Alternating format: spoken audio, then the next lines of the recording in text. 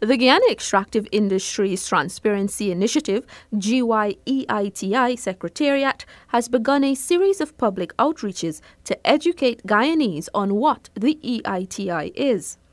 National Coordinator of the GYEITI Secretariat, Dr. Rudy Jadupat, provided a status update on Guyana's candidacy bid to EITI. EITI, as I said earlier, is a global standard, and we are here to implement it in Guyana. And one of the first of the sign-up steps is for the government of Guyana to commit or make a public announcement of its commitment to implement the EITI standard here in Guyana. This was done in 2010 under the previous administration. So I'm going to skip some of these slides here. So that's government commitment, then you have the company engagement, then we have the civil society engagement.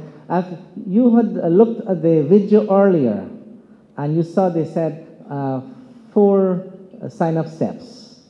However, the later version of the standard, as you know, the standard changes with time, and that is being done by the board, the international board of the Secretariat. They meet and they make these decisions regularly. So this 4 sign-up steps were actually included in the 2013 version of the EITI standard. So that video was made before the changes were made. The 2016 standard has 5 sign-up steps. These are the 5 sign-up steps that they have in the 2016 standard. So they merged the company engagement and civil society in the previous one. Now they have it separated, so that becomes 5. And instead of that, they had government commitment split into 2 parts. One is government commitment, announcement of the government's commitment, as I mentioned earlier. And the second part, in the old standard. The GYEITI has a multi-stakeholder group, MSG, that is actively working to finalize Guyana's candidacy bid. Civil society member of the MSG, Najuma Nelson, explained why EITI is important from a civil society perspective. I'm here to tell you why really civic society is interested and invested in the EITI process. EITI, it probably took me a very long time to learn the acronym, Extractive Industries Transparency Initiative, but I just want you to, whenever you hear EITI, think transparency in the mining industry, because we're coming here now, we're talking to Linden, and the industry that really is going to benefit you is going to be mining, whether bauxite and others in the future, but mining for now. Natural resources belong to all Guyanese. We're all citizens of this country, and we were birthed into this country, and all the resources that are here are ours. All the miners, the government would give them the privilege of extracting or exploiting those resources, and it's, of course, for their hard work and whatnot, they will reap some of the benefits of that. But then the community also needs to reap the benefits of that, and that will be through taxes and revenues paid toward the government. However, those taxes and revenues are to be put right back into the community.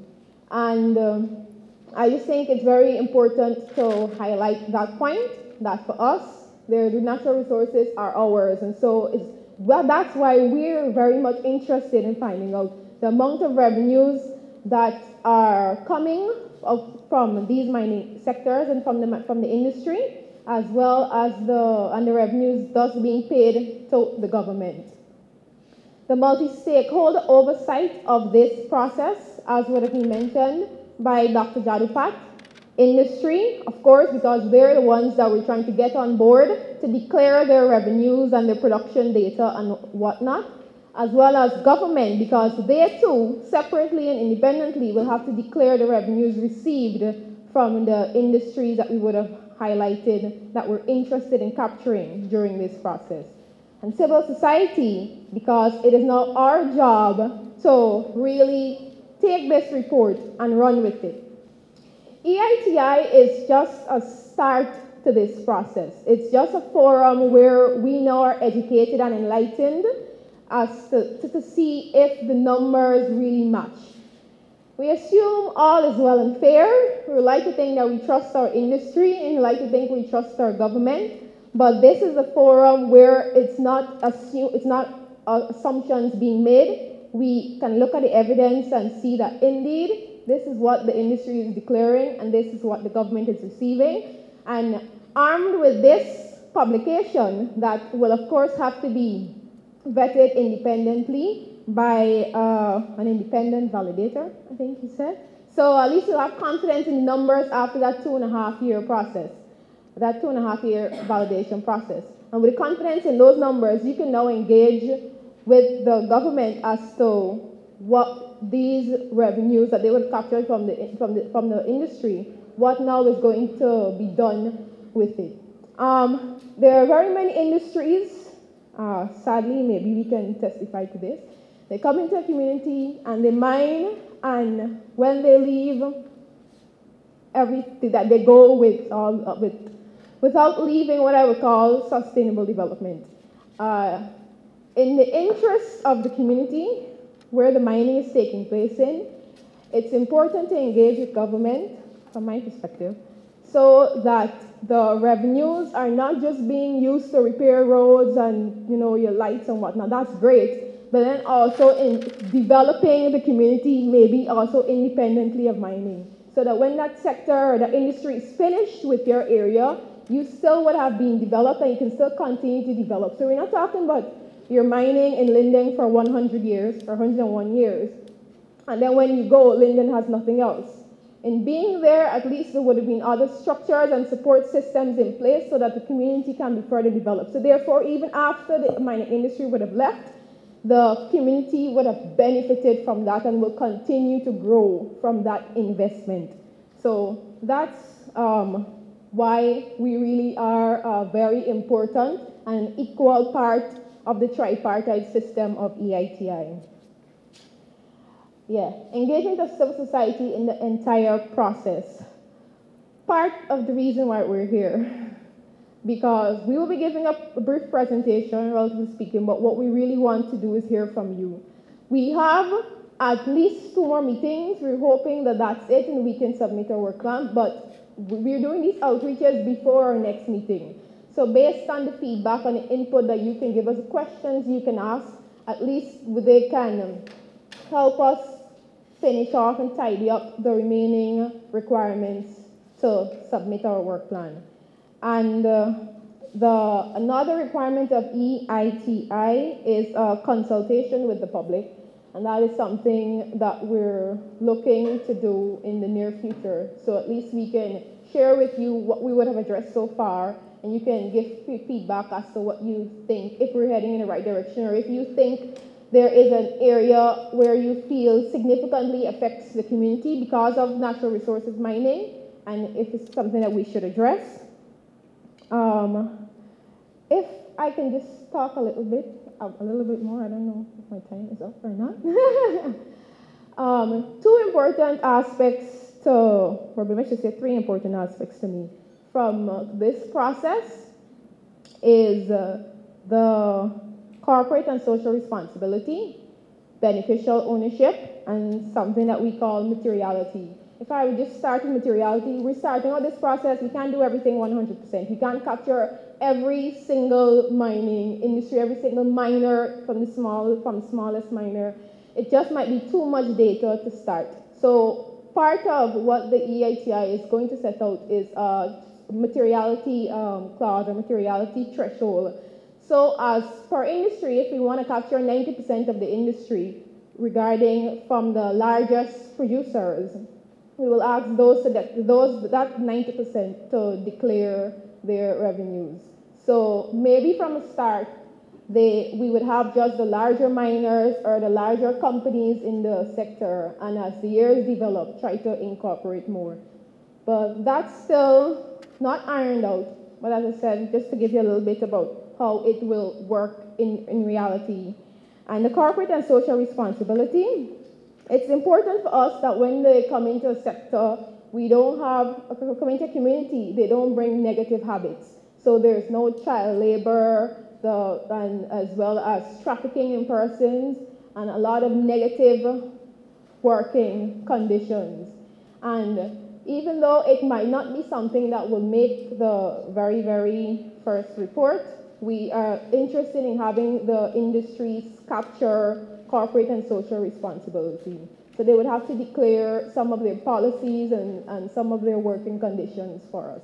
So that's very interesting for us as a civic society. And so I did materiality, corporate and social responsibility, and I do not remember the other one that I said I've already spoken about. But this is just a gist of what I think civic society really wants and how they will benefit from the EITI process. Again, it's just a start. When the report is published, we're the ones that will now have to use this information and engage the government sector and the region to see how best we can invest these revenues into the community. Government representative of the MSG, Gillian Pollard, who is from the Ministry of Finance, explained government's role in the EITI. Now, the first thing we have is it makes government more open and accountable. We are in the town of Linden, and Linden exists because of bauxite. There was bauxite, then there was Linden. So, if anybody can talk about EITI, it would be the residents of Linden. They can talk about EITI because they have lived EITI.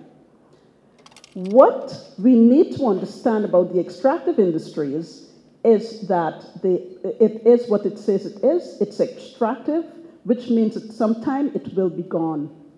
We in Linden know that it can go, and it can go very, very suddenly. Someday you can have industry, and one day you cannot. And that is what we have seen. How can EITI help you in this process with being open and accountable? How can EITI help you? We examine all the information that comes out of your sector. Let's say it's bauxite. And at some point in time, the information will say to us, this is no longer working. The mineral is going, we have to do something else. So what does that say to people who are now reading this?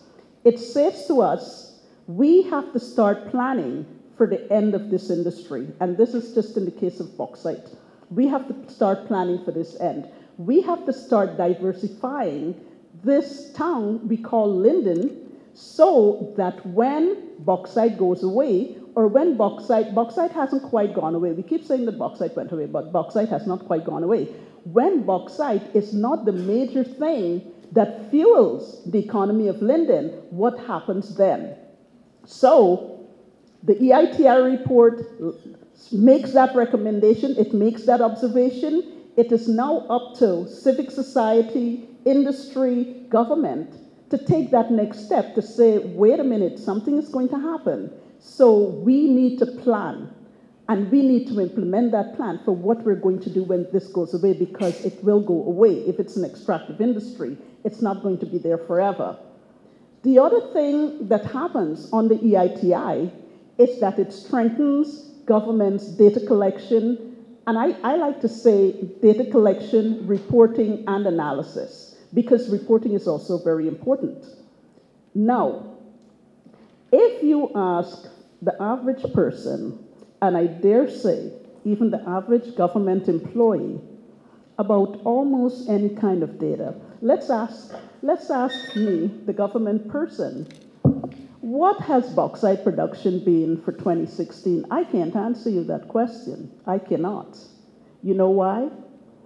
Because there is no transparency in reporting. But the data is so difficult to get that it's just very difficult to get. So EITI makes the report accessible. It also collects the data in such a way that you can understand the data, and you're getting the information from the data that you want. Because even before you collect the data, this whole MSG that you're hearing about, government that you're hearing about, civic society, industry, they all sit down and decide, these are the pieces of information we would like to see, these are the pieces of information we would like to report on. And what is becoming crystal clear as we move around the country doing this, people want to know where the revenue is coming from. What is the source of that revenue? Not only in terms of industry, but in terms of which region, what has this particular region produced in terms of revenue? What has this particular town produced in terms of revenue? What has this particular municipality? And you can take that data as far down as you want to go, but you get the answer to whatever question you want to get answered. You have the answer to that question. So that's where you start with your data collection. And from that data collection, you can now start doing your analysis and your reporting, so you are delivering information to people that they find useful, that they can now use to say to their politicians, decision makers, all the important people that you need to say this to. Sometimes I'm not clear who you need to say to get it done, but you can say to the people, these are the kind of things we want done. These are the kinds of, the report is telling us this. Now we need to have this kind of policy made. We need to have these kind of things done, since it's being reported that these are the kind of issues we're facing.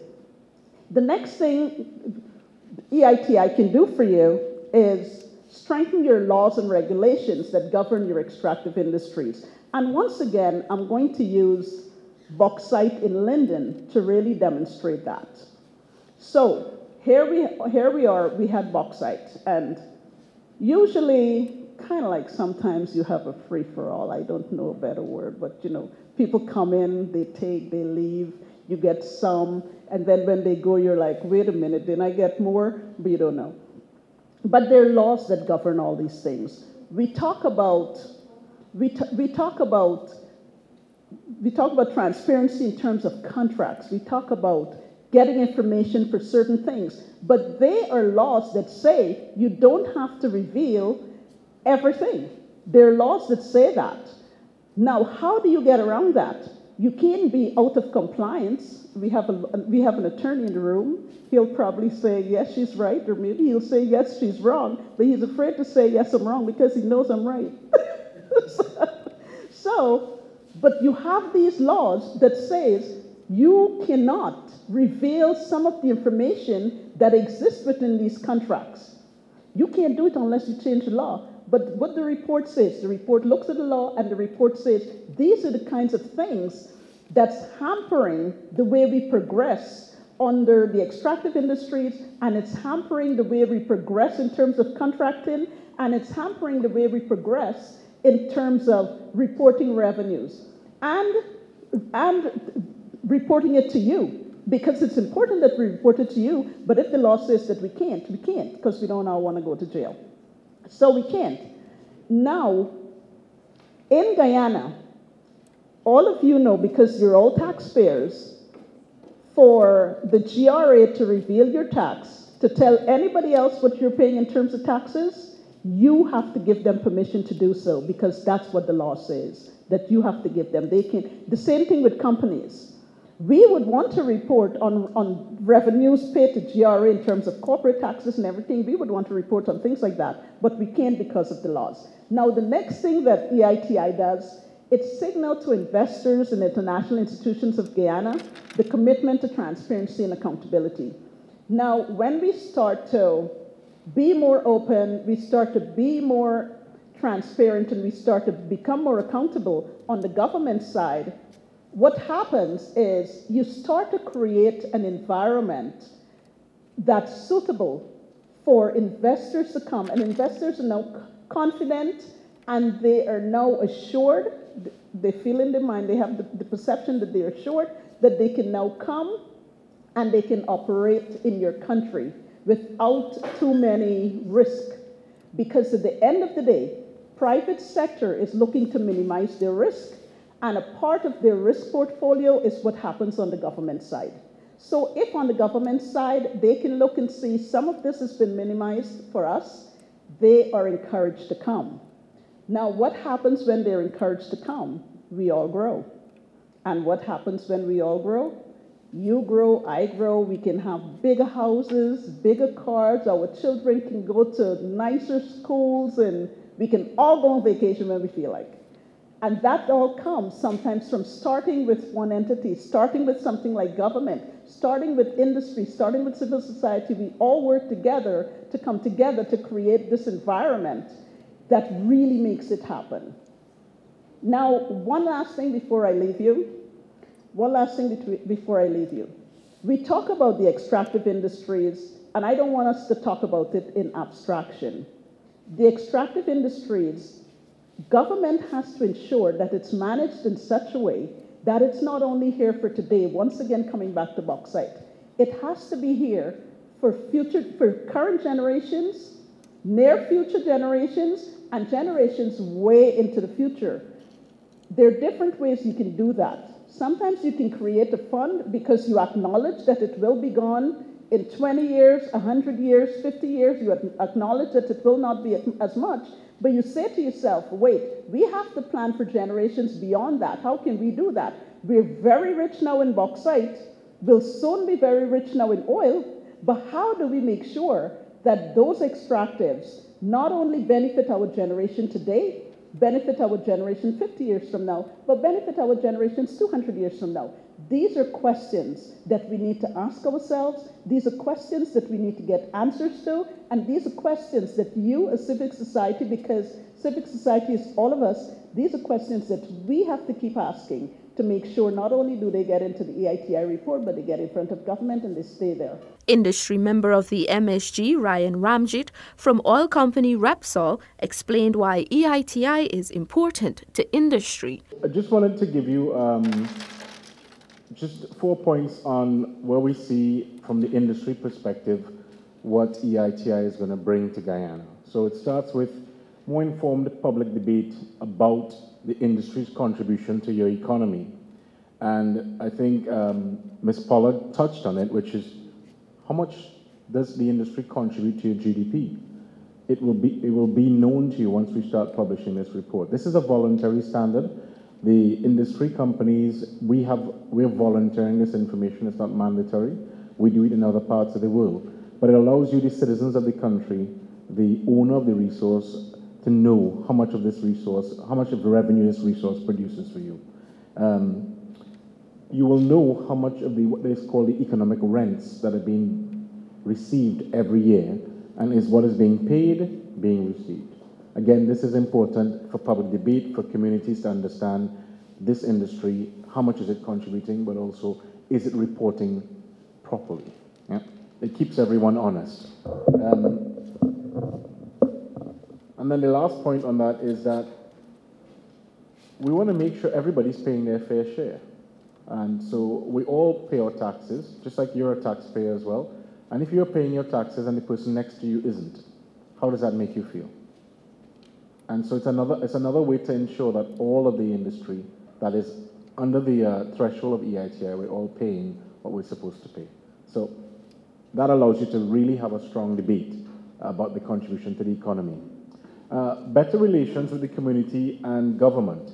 Part of the EITI report as it evolves has to do with engaging the community on how these rents are being spent, the social investment programs of the sector in the areas that the sector operates. It is supposed to create an atmosphere where the community and the government can have a clear discussion around how these rents are being spent. And that's between the citizens and the government. The industry will follow the law and will voluntarily comply. Political risk and pave the way for further investment. Not sure I can speak a lot about political risk. I'm not a politician. I run a small company here.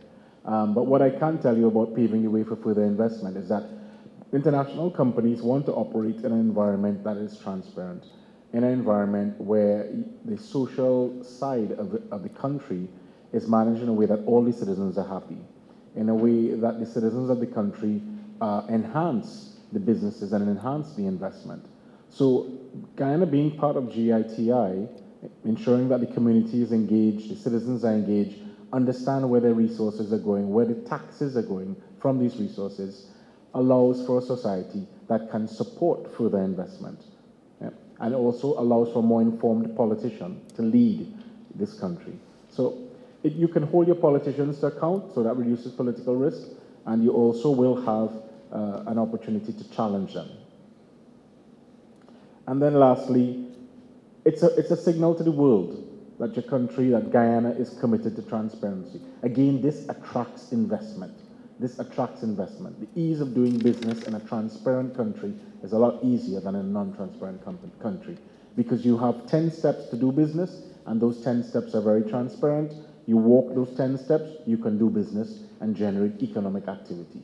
So that signal is also a beacon that tells all the ships passing, this is a port that is transparent, this is a port that when you do business, you get fair commodity for a fair price. And so from an industry perspective, these are the things we think are important. We think are the benefits, and we think that will enhance the future of Guyana. I want to caution you, however, it is not a silver bullet. It will not solve everything. And it takes a long time to engage with your leaders to get this right. This is a voluntary standard, and we volunteer to be part of it. But it's not a bed of roses, as we say. It is a road that we have to walk, and we commend the country in making this decision. Guyana is receiving support from the Carter Center in its candidacy bid. Country Representative Jason Calder explained how being a part of the EITI benefits Guyana. I just want to share with you a little bit of the background and sort of the international perspective first on EITI. Why do we have something like EITI? And it was this concept that you've probably heard about associated with oil and gas companies, oil and gas booms, of the resource curse. And this is the idea that when you do look at the data internationally, countries with large deposits of oil and gas and certain types of mining, they tend to have less economic growth on average, weaker democracy, more corruption. And so it was a paradox of plenty. They had the resources and the citizenry expected that they would be doing much better, when in fact the country was not. So you had in the 1990s organizing around this issue, international and local civil society, and even industries that were quite concerned about it. And you had something called Publish What You Pay. It was an initiative that between civil society and companies.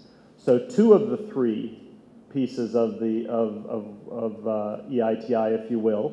But governments didn't want to be involved. You had companies volunteering their payment amounts and civil society pushing them to do so. But in order for this to really work, you need government to come on board. And that is how EITI came about. Once government joined the process, you had EITI, which began in 2003. EITI is a transnational multi-stakeholder initiative. Now, I say transnational rather than global. This is not a UN agreement. Everybody is not signed on to this. So it's only countries that voluntarily get involved. There are some quite large companies, like countries like China and Canada, that are rich in natural resources that are not part of EITI. But countries are coming on board. And it's a multi-stakeholder initiative, meaning that it has government, civil society, and industry, all three partners on board. You have some global initiatives, transnational initiatives that are just government and companies, others that are government and civil society, others that are companies and civil society, but EITI is one of the few that has all three.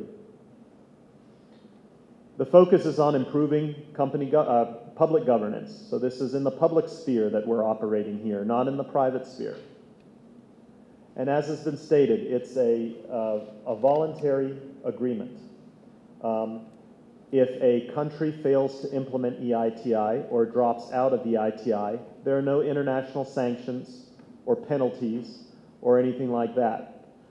If you join EITI and then you subsequently, you can pull out subsequently with no penalty, or if you fail to adhere to the standards, you can be suspended from EITI, but there's no direct economic penalty for doing so.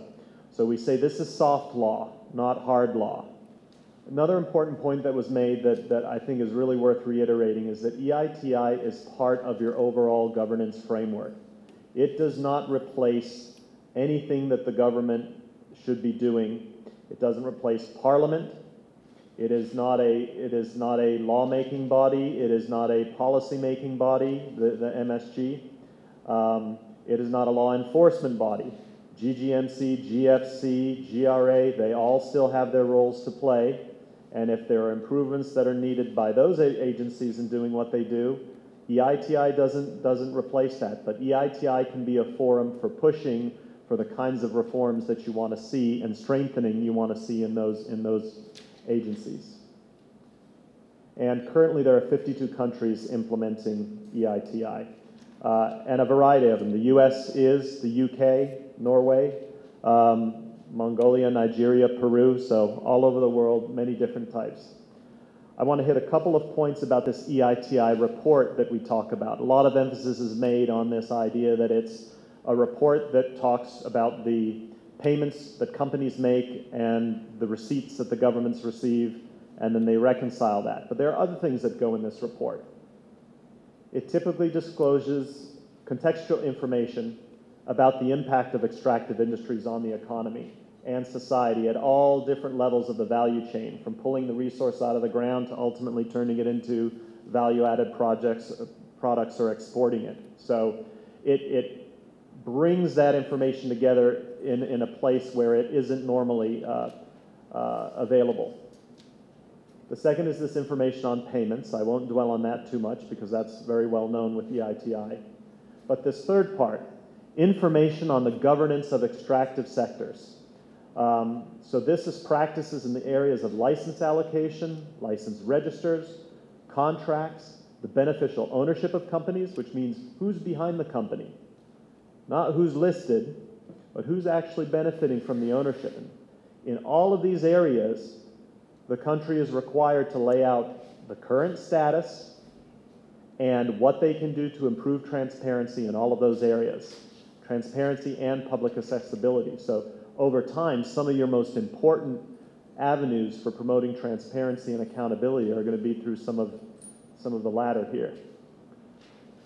Dr. Jadapat mentioned the 8 requirements of the EITI standard. Very quickly, oversight by some of them are process related and some of them are substantive. So obviously oversight by a multi-stakeholder group.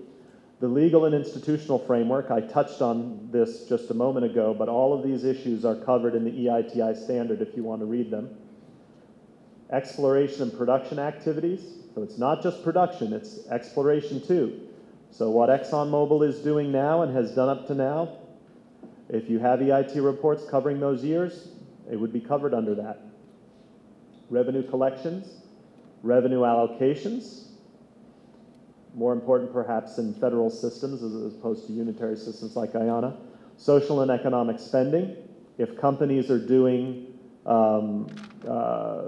local projects in the community or funding hospitals or that sort of thing, that's part of the payments that ultimately get reported if a country so chooses. And outcomes and impact of the EITI process. And obviously the standard spells out compliance and deadlines. All right, so the big question is EITI effective? Let me tell you a little bit about what the international research says at this time. Globally, there's consensus that EITI has become a recognizable initiative and brand, and it's helped to further cement this norm of transparency. You see a lot of companies and international institutions paying a lot more attention to this issue. Transparency used to be a very sensitive thing. You wouldn't, the World Bank and institutions like that wouldn't talk about corruption and transparency a long time ago, and now it's much more within the international discourse. But given the voluntary nature, it's not immune to backsliding. I mean, we've seen in the US, my country, this administration has stepped back from some of the previous administration's commitments on transparency of extractives.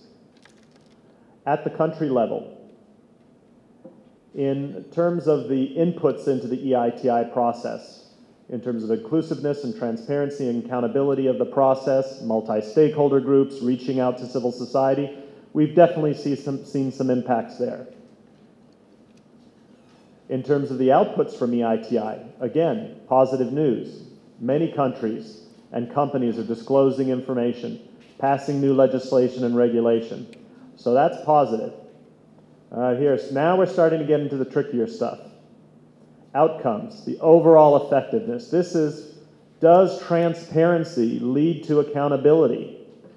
Well, that's a trickier thing, right? Just because we provide information doesn't necessarily mean. Every country has its own governance ecosystem. The way its politics work, the way its parliament works, right? The way society works. And so the international research is showing some progress, but this is a tough one. But you shouldn't lose hope from that statement, because what it says is every country is unique in how it approaches it, and one size does not fit all. And one of the good things about EITI is that countries are allowed to align it with their own peculiarities. Longer term impacts, this is the idea of, does transparency and accountability lead to better socioeconomic development? We're not there yet after 10 years of EITI. We don't even know how to measure this properly in terms of the research community, but efforts are certainly being made to do that. Now, because those last 2 points may have let you down a little bit, I want to come back around to what EITI has actually accomplished in different places. And it's pretty impressive, and you can take heart. Nigeria has identified and recovered over $2.4 billion owed to the government, just as a result of this accounting process. Afghanistan now publishes all of its contracts online. So Guyana can aspire to be as transparent as other countries are on this. The US EITI website actually publishes data on money received and where it's distributed by department of the government. In Peru, EITI is helping at the regional level promote dialogue between governments and communities. There's a lot of controversy around mining in Peru and indigenous communities and this sort of thing, and it's provided a vehicle that had not been there before for a more productive discourse. And in the Philippines, EITI helped spur reforms that have led to more timely disbursements of revenue to local governments. In some instances, you will have defined in the law that the local government has to get X percentage of a certain type of revenue, and in the Philippines, that wasn't happening. The government was just ignoring it. And EITI really sort of focused in on this. You had civil society advocating for it, you had the regions advocating for it, and the government knew that it could not submit another report on EITI that showed no progress in this area, and it spurred action to implement the existing laws. So it is a long journey. It's not a sprint.